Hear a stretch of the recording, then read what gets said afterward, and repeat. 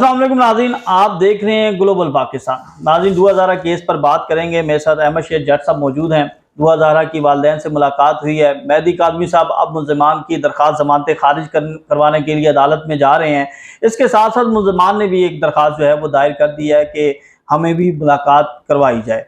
मेरे साथ अहमद शेख जट साहब मौजूद हैं, इनसे बात करते हैं। जट साहब, सबसे पहले मुलाकात तो हो गई, अब मुल्ज़िमान भी ये मुतालबा कर रहे हैं कि उनकी भी मुलाकात करवाई जाए। आइन और कानून के मुताबिक उनका भी इस्तेहकाक है, उन्हें भी ये दिया जाए कि उन्हें भी ये मौका दिया जाए कि वो दुआ ज़हरा से मिल सकें।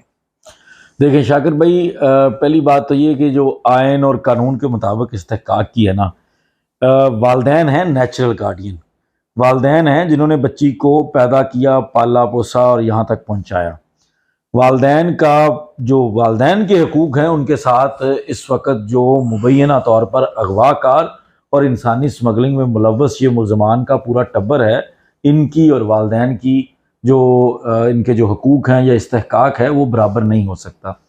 ये दरख्वास्त सिर्फ इसलिए दायर की गई क्योंकि जो मैं समझता हूँ या जितने लोग इस केस के साथ काम कर रहे हैं, उम्मीद है आप भी एग्री करेंगे कि जब वालदैन की मुलाकात 6 महीने बाद हो रही है बच्ची से, दूसरी तरफ आप ये क्लेम कर रहे हैं कि आपने कुछ गलत नहीं किया, तो आपको ये खौफ उसी वक्त क्यों शुरू हो गया जब वालदैन मिलना चाह रहे हैं? आपको क्यों ऐसा लग रहा है कि वालदैन की मुलाकात के बाद आपके ऊपर कोई क़यामत टूट सकती है, आपके लिए कोई नुकसान हो सकता है? तो अगर आप उसके बाद वालदैन की मुलाकात को बुनियाद बनाकर मिलना चाहते हैं, तो इसका मतलब है कि आपको खदशात हैं, आपको खतरात हैं, आप परेशान हैं कि आपने जो चीज़ें छुपाई हैं, शायद वो वालदैन की मुलाकात के बाद बच्ची के मुंह से, बच्ची के जेस्चर से सामने आ जाएंगे। तो जज साहब के रिमार्क्स भी एक सामने आए हैं जिस पर बहुत ज़्यादा सोशल मीडिया पर बात हो रही है कि जी बिल्कुल अदालत जो है वो जिस तरह उन्होंने वालदैन से मुलाकात करवाई है, वैसे ही जो है ये जो मुल्ज़िमान हैं इनकी भी मुलाकात होगी, और अदालत ने इस बात का इशारा भी दे दिया है। देखें शाकिर भाई, आप इतने अरसे से कोर्ट रिपोर्टिंग कर रहे हैं, मैं समझता हूं कि आपसे बेहतर नहीं कोई बता सकेगा कि रिमार्क्स और फैसलों में बड़ा फ़र्क होता है। जब अदालतों के अंदर मुकालमे चल रहे होते हैं वकला और जजेस के दरमियान, तो उस वक़्त जो रिमार्क्स होते हैं वो बड़े डिफरेंट होते हैं। रिमार्क्स तो हमने कुछ दिन पहले चीफ जस्टिस ऑफ पाकिस्तान के ये भी सुने, जिससे फौरी तौर पर यह अखज़ कर लिया गया कि नवाज शरीफ की नाअहली ख़त्म हो गई। तो इस तरह के रिमार्क्स के ऊपर आप बुनियाद बनाकर रिमार्क्स को कुछ ऐसा अखज़ नहीं कर सकते।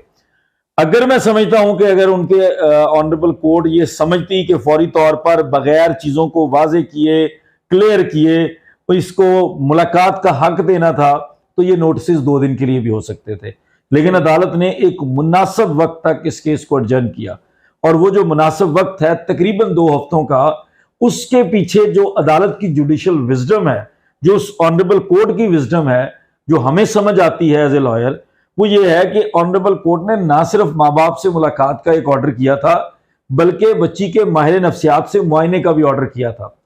अदालत अगर बच्ची का माहिर नफ्सियात से मुआयना करवा रही है, तो आपको ये समझना पड़ेगा, कहीं ना कहीं आप ये सोच लेंगे कि अदालत माँ बाप के हर मौकफ को सेकंड कर रही है, मान रही है, और अदालत भी समझती है कि बच्ची की तरफ से कुछ रिवील होना चाहिए।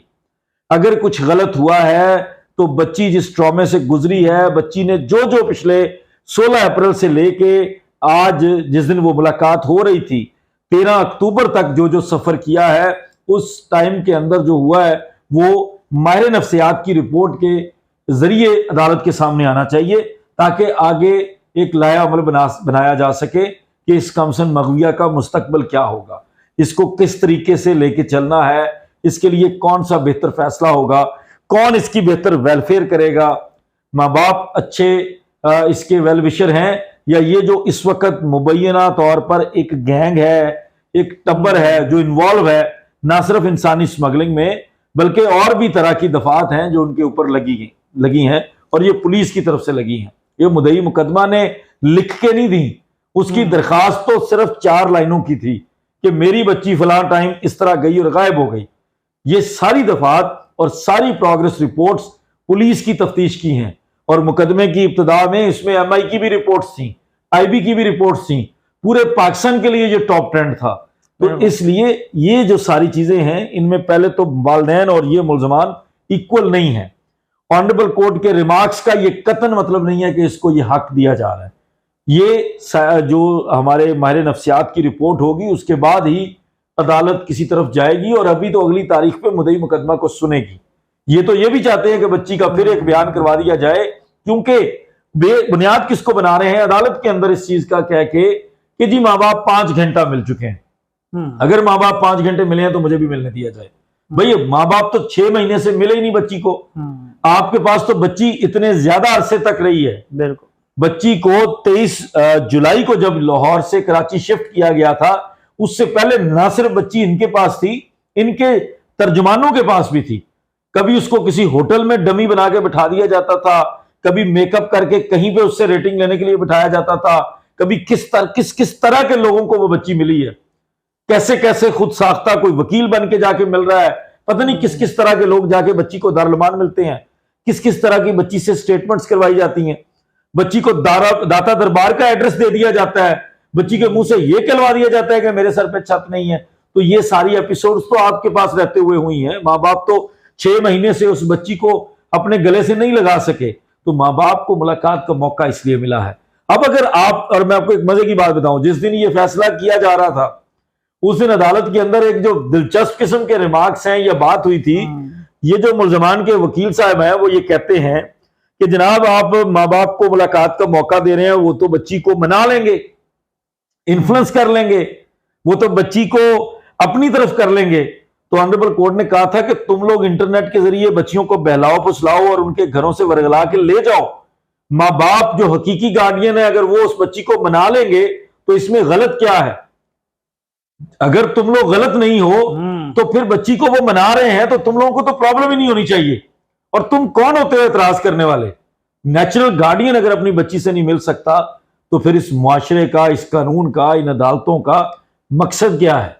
ये है किस लिए? अच्छा जज साहब, मुल्जमान की जमानतें चैलेंज करने के लिए बात की जा रही है, और जो अदालती मुद्दत है, जब भी कोई जमानतें मंजूर होती हैं तो उसके खिलाफ अपील के हवाले से, तो वो वक्त जो है वो मेरे ख्याल में अब मुकम्मल हो चुका है या होने वाला है। तो क्या जमानतें दायर की जा रही हैं, खारिज करने के लिए दरख्वास्त दायर की जा रही है? देखें, जब ज़हीर और शबीर की जमानत मंजूर हुई थी तो उसी वक्त मुद्दई मुकदमा की तरफ से जो वहाँ पर कराची में लीगल टीम के मेंबर जिब्रान नासिर हैं, उन्होंने ये ऐलान किया था कि हम इन जमानतों को चैलेंज करेंगे, हम इस फैसले से एग्री नहीं करते। इवन उससे पहले निकाह खान और गवाह की जमानत के ऊपर भी उनका मौक़िफ़ था कि हम इस मामले को भी सुप्रीम कोर्ट ऑफ पाकिस्तान के अंदर चैलेंज करेंगे, हम इसको देखेंगे। आई डोंट नो, उसके आपको पता है कि सुप्रीम कोर्ट के अंदर आप जब मुकदमा दायर कर देते हैं तो काफी टाइम के बाद आप उसमें उसकी कोई अपडेट आती है, और मैं उससे अपडेटेड नहीं हूं कराची वाले मामला से।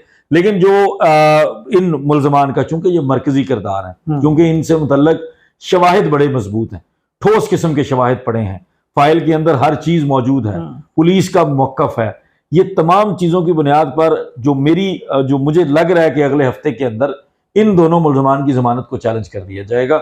और अगर साइकोलॉजिस्ट जो साइकेट्रिस्ट है उसकी रिपोर्ट आ जाती है, अगर माहिर नफ्सियात जो है वो मुआयने के बाद ऐसी रिपोर्ट दे देता है जो मुद्दई के हक में हो सकती है, बच्ची के लिए कोई ट्रॉमा सामने आ जाता है, बच्ची के लिए कोई इन्फ्लुएंस आ जाता है, तो फिर ये जमानतें भी खारिज समझें, और उसके बाद जो फाइनली मुकदमा है, जो फर्द जुर्म आयद होने वाला प्रोसेस है, वो भी एक्सपीडाइट हो जाए। अगर बच्ची जो है वो इस मौके पर बयान दे दे कि वो वालिदैन के साथ जाना चाहती है, तो उसका तरीकाकार क्या होगा? और जब वो वालिदैन के साथ चली जाएगी तो ये मुल्ज़मान फिर ये कहाँ स्टैंड करेंगे? देखिए, इस वक्त जो हालात है ना, इसमें मुद्दई मुकदमा की तरफ से एक FIR है और साथ साथ कुछ और भी इल्ज़ामात हैं। उसमें सिर्फ FIR की हद तक नहीं है, मुल्ज़मान ने उसके अलावा भी बच्ची को इन्फ्लुएंस किया है, बच्ची को अपने दबाव के अंदर रखा है और उससे ज़बरदस्ती कुछ करवाया गया है। जब इस तरह के इल्ज़ामात होते हैं तो वहां पे अगर बच्ची ने अपना जरा सा भी स्टांस चेंज कर लिया, क्योंकि इससे पहले जब भी अदालतों में बयानात हुए हैं वो बड़े वेग तरीके से हुए हैं। सिंध हाई कोर्ट के बयान को तो आप समझें कि वो 16-17 साल के ओसिफिकेशन टेस्ट की बुनियाद पर हो गया। लाहौर वाले बयानात तो किसी खाते में नहीं है, क्योंकि वो उस वक्त इनके झूठे एड्रेस लिखे जा रहे थे और लाहौर के अंदर फेयर प्ले नहीं किया गया इनकी लीगल टीम की तरफ से। लाहौर के अंदर चीजें बहुत गलत तरीके से पेश की गई थी, अदालतों के सामने झूठी चीजें रखी गई थी, बच्ची की तरफ से झूठे बयान हल्फी रखे गए थे, ताकि कार्रवाई भी हो तो बच्ची के खिलाफ हो, जो कि वालिदैन नहीं कभी भी करेंगे। और इसलिए मैं ये समझता हूं कि इस स्टेज पे बच्ची सिर्फ इशारा भी कर दे और वो अगर हाई कोर्ट के सामने या ट्रायल कोर्ट के सामने या इवन चाइल्ड प्रोटेक्शन सेंटर के जरिए उस ऑफिसर के जरिए जो उसका कानूनी तौर पर इस वक्त गार्डियन मुकर्रर है, जो चाइल्ड प्रोटेक्शन ऑफिसर है, उसके जरिए अपनी ये आवाज पहुंचा दे तो फौरी तौर पर बच्ची माँ बाप के हवाले की जा सकती है। अब जो प्रोसीजर, जो कानूनी तौर पर तरीकेकार है, वो अडॉप्ट किया जा चुका है। वो गार्डियन कोर्ट के अंदर 21 सितंबर को एक दरखास्त फाइल कर दी गई थी under section 12 guardian and ward act. उसमें गार्डियन जो नेचुरल गार्डियन माँ बाप हैं और वार्ड जो ये बच्ची 2000 माइनर है, इसकी कस्टडी के लिए माँ बाप कोर्ट को अप्रोच कर चुके हैं। बच्ची ने सिर्फ चाइल्ड प्रोटेक्शन ऑफिसर को यह बताना है कि मैं जाना चाहती हूं माँ बाप के पास, उसी अदालत के जरिए फौरी तौर पर कस्टडी जो है वो माँ बाप के हवाले कर दी जाए। आखिर में जज साहब, जो इस वक्त पुलिस, सिंध पुलिस की तरफ से जो मुल्ज़िमान मफरूर हैं, उस अदालती अहकामात पर नॉन बेलेबल वारंट्स जो हैं उस पर अमल दरामद नहीं हो रहा, क्या समझते हैं कि क्या ये सैलाब की वजह से है या कोई पुलिस जो है किसी प्रोटोकॉल में कहीं पर मसरूफ़ हो जाती है जिसकी वजह से जो है वो अदालती हुक्म पर अमल दरामद नहीं हो रहा और अदालत भी बार बार मौका दे देती है? शाकिर भाई, सिंध पुलिस ने इतना ज्यादा अपना म्यार गिरा लिया है कि अब आप उनके बारे में जितना भी बोले ना, उसका फायदा कोई नहीं है। अपने आप को या अपने अल्फाज खराब करने वाली बात है। मैं जाती तौर पर यह समझता हूं बददियानत तरीन लोग साबित हुए हैं जो इस मुकदमे के साथ जुड़े हुए हैं। इससे पहले वाला तफ्तीशी अफसर डीएसपी शौकत शाहानी, उसने बददियानती के तमाम रिकॉर्ड तोड़े। उसके बाद ये मौजूदा तफ्तीशी अफसर सईद रिंद, इसने तमाम रिकॉर्ड तोड़ दिए हैं बददियानती के, और इस कदर ढीठ आदमी है कि वो हमारी अदालतों को भी मुंह चढ़ा रहा है। हमारी अदालतों को वो किसी खाते में नहीं रख रहा और हमारी अदालतों के बार बार अहकामात के बावजूद नॉन अवेलेबल वारंट्स के ऊपर अमल दरामद नहीं कर रहा। कोई गफलत, कोई मजबूरी नहीं है माँ सिवाय जहीर को प्रोटोकॉल देने के, उस मुल्ज़िम को माँ बाप का दिल दुखाने के लिए, दुनिया को दिखाने के लिए ये लोग उसको प्रोटोकॉल देते हैं। लेकिन एक सरकारी इदारे की मुलाजमा जो मफरूर है, जो इनके अपने रिकॉर्ड के मुताबिक जिसको पकड़ना जरूरी है, उसको पकड़ने के लिए ये लोग आगे मूव नहीं कर रहे। तो मैं समझता हूं बददियानती के अलावा, डिठाई के अलावा और अपने प्रोफेशन के साथ डिसऑनेस्टी के अलावा और कोई रीज़न नहीं है सिंध पुलिस के काम ना करने की। जी बिल्कुल, हमारे साथ अहमद शेख जज साहब मौजूद थे और 2000 केस के हवाले से हमने तफसीली गुफ्तगू की और ये कहा जा रहा है कि अब मुल्ज़िमान की दरख्वास्त ज़मानतें खारिज करवाने के लिए जो है वो अदालत में दरख्वास्त दायर की जाएगी। इसके साथ साथ कस्टडी का भी केस चल रहा है। मुल्ज़िमान ने भी दरख्वास्त दायर कर दिया है कि वो मुलाकात करना चाहते हैं, लेकिन वो दरख्वास्त जो है उसकी 28 अक्टूबर को समाअत होगी और 19 अक्टूबर को एक अहम केस की भी समाअत होगी जिसमें जो यूट्यूबर्स हैं उनके हवाले से जो मेहदी कादमी साहब ने एक दरख्वास्त दायर की हुई है उसके ऊपर अहम समाअत होगी। तो उसके हवाले से भी हम आपको अगली वीडियो में बताएंगे। तब तक के लिए हमें इजाज़त दें। अल्लाह हाफ़िज़।